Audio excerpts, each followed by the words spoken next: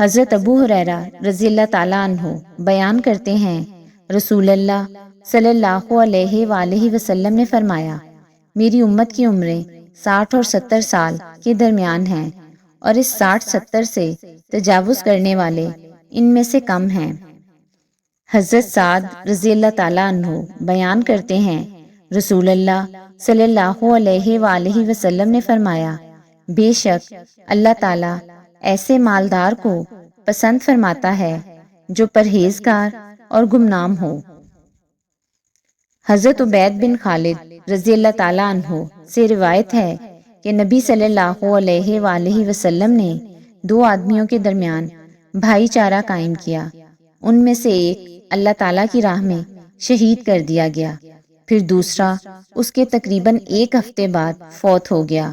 صحابہ رضی اللہ تعالیٰ عنہ نے اس کی نماز جنازہ پڑھی تو نبی صلی اللہ علیہ وآلہ وسلم نے فرمایا، تم نے اس کے لیے کیا دعا کی؟ انہوں نے عرض کیا، ہم نے اللہ تعالیٰ سے دعا کی کہ وہ اس کی مغفرت فرمائے، اس پر رحم فرمائے اور اسے اس کے ساتھی سے ملائے۔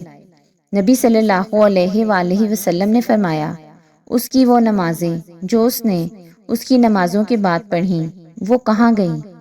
اور اس نے اس کے بعد جو عمل کیے وہ کہاں گئے؟ فرمایا، اس نے اس کے بعد جو روزے رکھے تو وہ کہاں گئے؟ ان دونوں کے مابین تو زمین و آسمان کے مابین فاصلے سے زیادہ فاصلہ ہے۔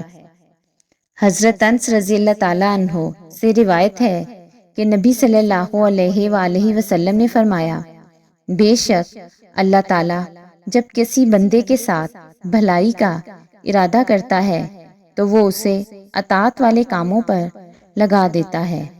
عرض کیا گیا، اللہ کے رسول، وہ اسے کس طرح کام پر لگاتا ہے؟